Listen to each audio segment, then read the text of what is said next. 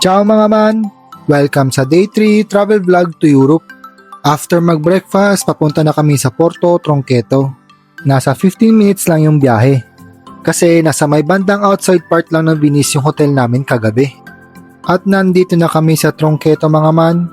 Ang Tronqueto pala is also called Isola Nuova or New Island. Ito ay isang artificial na island.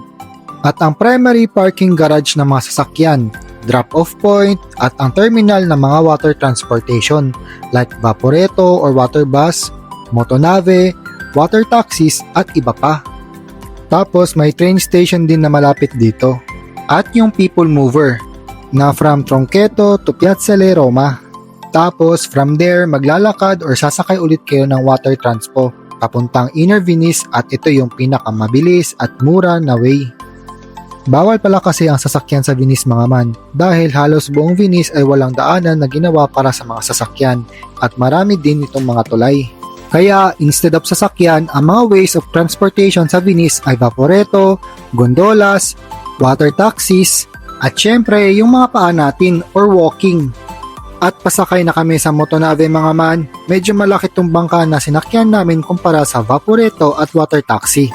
Kasi kami lang yung nandito. I mean, may kasamaan pa kaming ibang tourist group, pero same travel agency lang din yung may hawak sa kanila dito sa Europe. Tapos, since marami kami, sa group namin na 45 katao lang to mga man ha, hinati yung group namin sa dalawa at may kasamang local tour guide si Daniel. Ayan, nakalis na kami. Sa likod kami nakaupo mga man kasi mahihilin tayo sa biyahe, lalong-lalo na sa mga enclosed type na bangka. May mga upuan din pala sa taas, pero dito lang kami sa baba. Kasi mahirap na ang umakyat at bumaba. Aging is real. Nasa 30 minutes pala yung biyahe papuntang Venice or yung pier in front of Hotel Gabrieli. At itong binabaybay pala namin mga man ay ang Venetian Lagoon. Dati daw yung mga sinaunang nakatira dito sa Venice around 5th to 6th century ay naglagay ng milyong-milyong poste ng kahoy sa floor o baba ng lagoon. At yun yung ginawa nilang foundation. Tapos sa ibabaw nito nagtayo sila ng mga stone platforms para makagawa ng mga buildings at mga bahay. After 30 minutes na boat ride, nandito na kami sa Hotel Gabrieli. Meet up place lang pala namin to mamaya. Akala ko naman yun na yung hotel namin eh. Pero hindi pala. Kasi dito banda mga man medyo pricey na yung mga hotel. Kaya kung pupunta kayo dito sa Venice, mas okay kung sa may outside part ng Venice na kayo mag-book ng hotel. Tapos mag-water transpo or people mover na lang kayo papunta dito. Bale, ang itinerary pala namin today ay dito lang sa Venice. Kasi after dito, babiyahe pa kami papuntang Rome, Italy. At medyo malayo-layo yung biyahe. Naglalakad na pala kami papuntang St. Mark's Square mga man. Tapos dito palang banda, ang dami ng mga tulay oh. Kaya pala, di talaga makakadaan ang mga sasakyan dito. At marami na din nagpapapicture sa mga tulay. Tapos background yung kanal. Pero hindi namin magawa yun. Kasi may nakaschedule daw pala na oras yung optional tour na gondola ride namin. Kaya unahin daw muna namin yun before kami magpa-picture at maggala dito sa Venice. At may statwa din si Vittorio Emanuele II dito sa Venice mga man. Tapos yan naman yung Doge's Palace or Palazzo Ducale in Italian. Ang isa sa pinakamahalagang gusali sa Venice. Ito ang tirahan ng Doge o punong mahistrado at pinuno ng Republic of Venice noon. Naging Republic of Venice to mga man kasi tulad ng sinabi ko kanina, noong 5th to 6th century ang mga tao pala ay pumunta dito sa Venice para makatakas sa mga pagsalakay pagkatapos ng pagbagsak ng Roman Empire. Tapos ayun, naghala sila ng leader or Doge para pamunuan ang Republic of Venice. At after 1,000 years natapos ang Republic of Venice noong 1797 kasi humina na ito at sinakop na ni Napoleon Bonaparte. Tapos museum na ito ngayon at ang entrance fee ay nasa 35 euro. Kasama na doon ang Doge's Palace mismo, Bridge of Sighs, Armory at iba pa. At nandito na kami sa St. Mark's Square o Piazza San Marco mga man. Yung mataas na tower na yan ay ang St. Mark's Campanile. At yung nasa likod na simbahan naman ay ang St. Mark's Basilica. Itong St. Mark's Square ay ang main public square ng Venice at minsan itong tinawag ni Napoleon Bonaparte na the Drawing Room of Europe.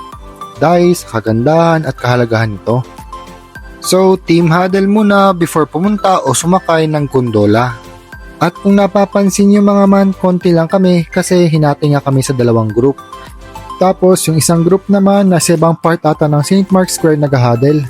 Ikot lang kami ng isang beses before pumunta sa gondola station kaway-kaway, kalma talaga, hindi nag-aaway. Time check 9 AM na ngayon at papunta na kami sa station ng gondola. Binigyan pala kami ni Daniel ng 2 hours para maglibot-libot dito. Kasama na ang gondola ride sa 2 hours na yun mga man. Tapos babalik kami dito sa St. Mark's Square para sabay-sabay na kaming lahat papunta doon sa resto ng kakainan namin ng lunch. Which is yung optional tour na lunch in Venice mga man. Optional tour ba yung tawag doon or optional lunch? At puro luxury brands talaga yun nandito. Parang bokya na naman tayo sa shopping ngayon So nandito na kami sa station ng gondola. May group or may list na palang ginawa sila Daniel kung sino-sino yung magkakasama sa isang gondola. At ayan, nakasakay na din kami. Kaming 5 lang din yung magkakasama mga man kasi ang max ata ay 5 katao per gondola plus 1 gondolier. Ang gondolier ay yung taong nagsasagwan at nagpapatakbo ng gondola. Ang mga gondola pala mga man ay ginamit sa Venice sa loob ng halos 1,000 taon. Noong kasagsagan ng Republic of Venice, mayroong humigit kumulang 8,000 to 10,000 gondola sa Venice. Ngayon, nasa 400 licensed gondolas na lang yung active at mainly for tourists. Tapos, yan naman ay isang water taxi mga man. Starting fare niyan ay nagre-range sa 15 to 20 euro. Kung within the canal or mga short trips lang siguro. Tapos kung medyo malayo-layo na, mas mahal pa. At di tulad sa normal na taxi, walang metro yan mga man. Basta ang presyo talaga niyan ay nagdedepende sa layo or kung saan yung destinasyon nyo.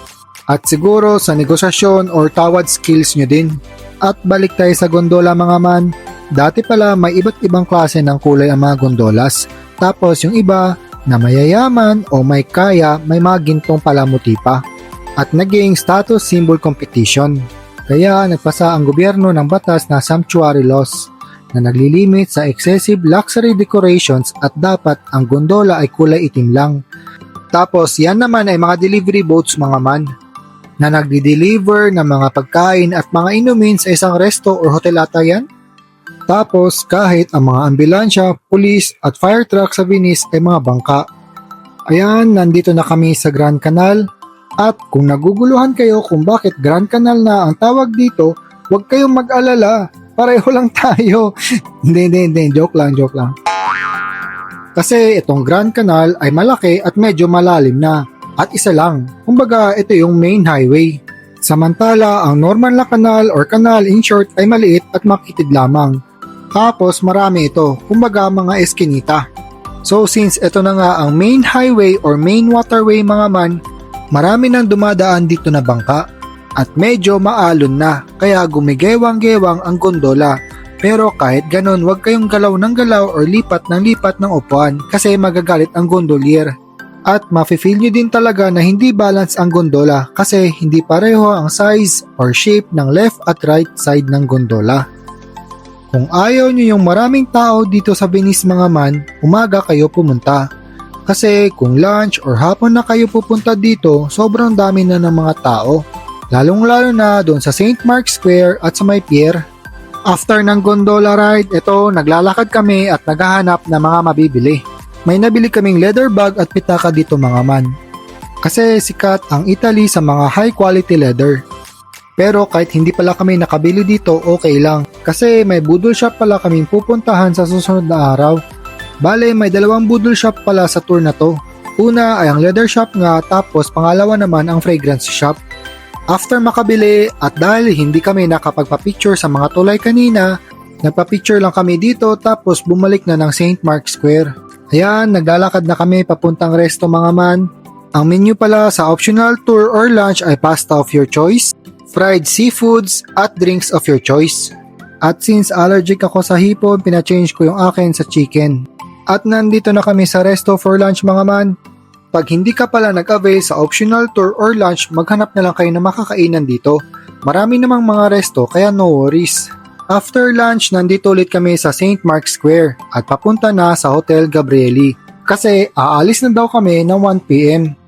Time check, 12:30pm na pala ngayon at since may oras pa, bumili pala sila misis ng mga paintings dito for €30. Tapos yung mga ibang pasalubong naman sa Tronqueto na namin binili. Nandito na kami sa Motonave at pabalik na ng Tronqueto mga man since nandun sa Tronqueto nakapark ang tour bus namin. Mabilis na fast forward lang at nasa bus na kami mga man at biyahe na papuntang Rome, Italy. At since malayo-layo nga yung biyahe, ito yung sample na mapa. So, from Tronqueto to IH Hotels Roma Z3 yung ruta namin ngayon. Yan pala yung hotel namin for today. Nasa 521 kilometers ang layo at nasa 7 hours naman ang biyahe. Kasi may dalawang stopover at yung isang stopover ay matagal kasi dinner time na. Kaya doon na din kami sa service area nag-dinner. At ayan, ginabi na nga kami sa daan mga man pero malapit na to sa hotel namin. Kaya dito ko na muna tatapusin yung day 3 vlog ko mga man. See you sa day 4! Nga pala, pag natripan nyo tong video to, pa-like and subscribe naman tapos pahit na rin ng bell button. Thank you! Ito pala yung room namin mga man. Hehehe.